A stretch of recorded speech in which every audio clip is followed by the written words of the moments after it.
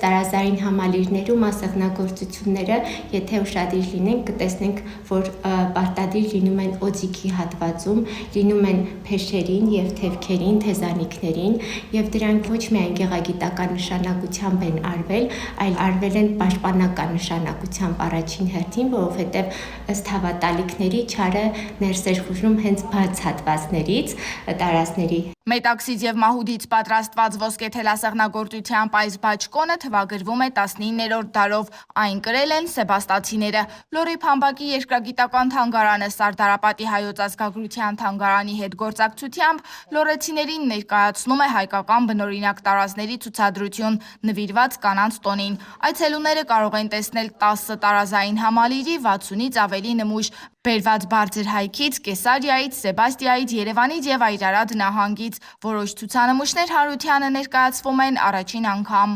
Ցուցադրությունը ունիկալ է այնքանով, որով թանգարանը համախմբել է տարբեր մշակույթներ, այն տարածաշրջանները, որոնք տարազի հագուստի տեսքով չեն ներկայացված, տարազային համալիրները ներկայացված են տիկնիկների տեսքով։ Կան ամբողջական տարազային համալիրներ եւ կան տարազային համալիրների առանձին մասեր, ոսկե թելով եւ արծաթաթելով վերնազգեստներ, բաճկոնակներ, բացի կանանց տարազից ներկայացված է նաև տղամարդու տարազային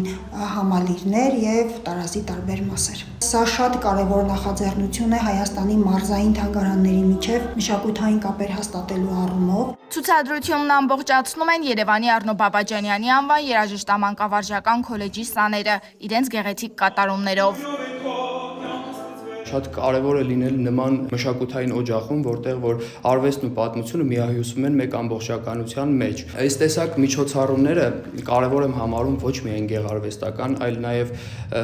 կրթական եւ դաստիարակչական առումներով, քանզի նրանք հնարավորություն են տալիս երիտասարդներին շփվելու պատմության, արվեստի եւ կենդանի մշակույթի հետ, որն էլ ինքն իր հերթին ձևավորում է ազգային ինքնագիտակցություն։ Հայկական տարազները Լոռի Փամբակի երկրագիտական թանգարանում կցուցադրվեն 1 ամիս։